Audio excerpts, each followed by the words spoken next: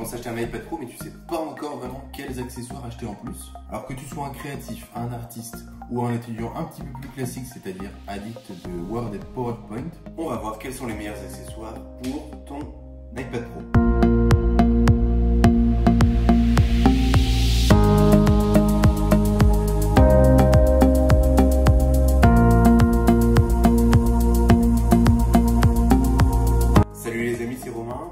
Pour ceux qui sont nouveaux sur la chaîne, je suis étudiant en droit et je prépare à l'heure actuelle le CRFPA qui est donc l'examen d'entrée à l'école d'avocat et qui se tient début septembre. Et aujourd'hui, on va parler des différents accessoires nécessaires à ton iPad Pro qui vont améliorer l'expérience que tu auras avec ton iPad. Mais avant qu'on aborde les différents points importants, je t'invite à laisser un petit j'aime sur la vidéo et à t'abonner à la chaîne si c'est pas déjà fait, parce que ça aide vachement l'algorithme YouTube, tout ça. Et évidemment, ça fait plaisir de voir que les gens aiment le travail que tu produis. Maintenant, passons directement aux points les plus importants, à savoir les différents accessoires pour améliorer ton expérience iPad Pro. Alors dans un premier temps, évidemment, vous m'avez déjà entendu en parler dans de nombreuses vidéos, mais on doit nécessairement parler de l'Apple Pen.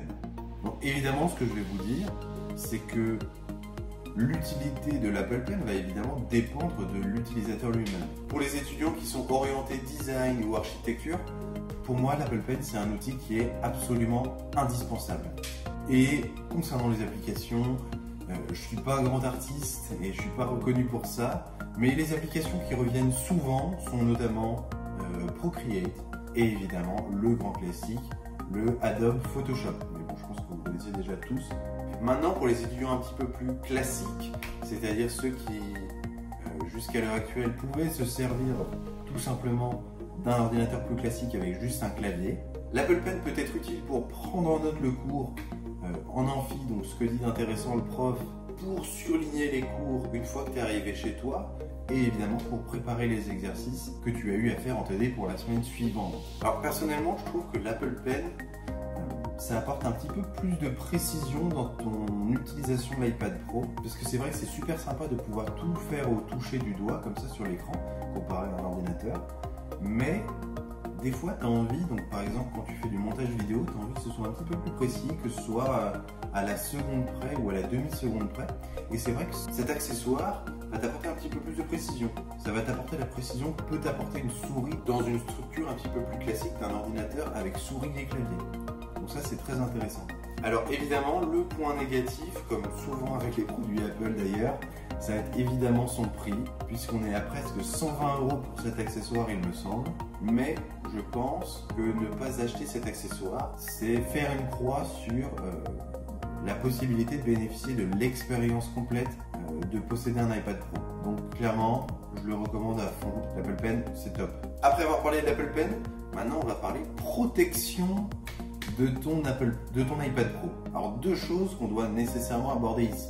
Premièrement, la protection de la coque de l'iPad Pro et deuxièmement, la protection de l'écran de ton iPad. Alors concernant la protection de la coque de l'iPad. Alors évidemment, l'iPad Pro 2018 et 2020, c'est un produit qui est vraiment super joli, qui reprend les codes esthétiques qu'on a pu connaître par le passé dans certains iPhones, dont l'iPhone 5 notamment. Et du coup, c'est un produit qui a une surface relativement importante, mais avec une épaisseur très fine. Ce qui fait que c'est malheureusement un produit qui est relativement propice aux rayures et aux torsions. Donc c'est vraiment super important, c'est absolument nécessaire de le protéger quand tu le mets par exemple dans ton sac à dos. Alors au début, moi j'avais opté pour la Folio Case, donc qui est la coque Apple qui recouvre le dos de l'iPad Pro et également l'écran. Ce qui est vachement bien avec le Folio Case, c'est que ça va te permettre de ne pas avoir super mal au cœur à chaque fois que tu poses ton iPad sans protection sur une surface qui n'est pas tout parfaitement lisse et molle et douce.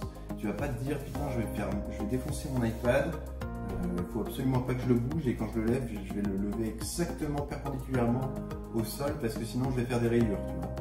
Et en plus la Folio Case, ce qui est vachement sympa aussi, c'est que selon la façon dont tu vas la plier, ça va te permettre de soit mettre ton iPad complètement à plat, soit de le relever un petit peu et donc ça va être plus sympa pour écrire avec l'Apple Pen, soit de le mettre carrément debout si tu veux juste regarder YouTube ou Netflix.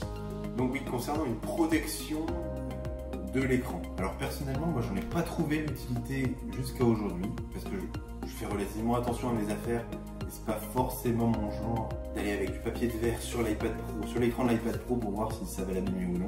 Et évidemment, dans mon cas, l'iPad Pro il est toujours soit dans la folio case quand j'ai envie d'écrire avec l'Apple Pen dessus, soit dans le folio keyboard, dans le keyboard folio. Mais quand vous êtes sur YouTube, vous avez sûrement dû voir pas mal de youtubeurs qui étaient sponsorisés par des marques de films de protection d'écran.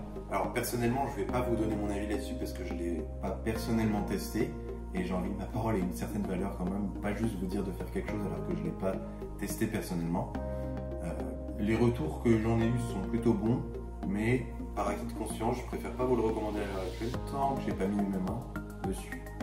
Troisième point, concernant les claviers, donc, qui est un point qui revient très souvent et de plus en plus surtout, puisqu'on se demande la question phare pendant quelques mois, ça a été de savoir est-ce que l'iPad Pro peut remplacer mon ordinateur?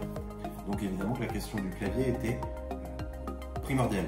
C'est une question qui est extrêmement subjective de savoir si premièrement il vous faut un clavier et deuxièmement quel clavier vous conviendra le mieux. Alors personnellement, donc, comme je vous l'ai déjà dit, au début de mon expérience iPad Pro, j'avais seulement le folio case, donc j'avais pas de clavier avec. Et c'est vrai qu'au bout de 3-4 mois, j'avais un petit peu l'impression qu'il me manquait une partie de l'expérience iPad Pro quand même. Et donc, j'avais décidé d'investir dans le keyboard folio. Le keyboard folio, je vais dire plusieurs trucs dessus. Globalement, c'est un produit c'est un bon produit. Très subjectif de savoir si vous adorez ou si vous détestez l'expérience de typing. Je sais qu'il y a des gens qui détestent absolument le toucher, enfin la sensation au toucher des touches. Personnellement, ça ne me dérange pas du tout. Je trouve que c'est relativement agréable de taper avec. J'y passerai pas une dizaine d'heures par jour parce que je pense que tu te crampes vite les mains. Mais globalement, c'est un bon produit. Alors évidemment, certes c'est un bon produit, mais le keyboard folio il aura quand même certains défauts. À savoir premièrement son prix, 200 €, c'est un petit peu cher pour ce que c'est. Deuxième point, c'est la matière qui recouvre l'extérieur du produit. Alors comment vous dire? C'est une espèce de silicone un petit peu molle qui malheureusement attire très largement les traces de doigts, les taches de graisse et qui s'abîme très facilement. Donc, par exemple, le mien il a reçu, j'ai dû le mettre une fois dans mon sac à dos de façon un petit peu moins précautionneuse que d'habitude et il y a un petit accroc sur l'extérieur de la coque. Rien de très grave, mais quand même à 200 €, tu t'attends à un truc un petit peu plus résistant que ça. Donc deuxième défaut. Et le troisième défaut qui est que les touches ne sont pas rétroéclairées. Donc ça peut paraître assez étonnant à un tel prix, mais non, les touches ne sont pas rétroéclairées. Mais maintenant, on va voir dans une quatrième partie les futurs accessoires.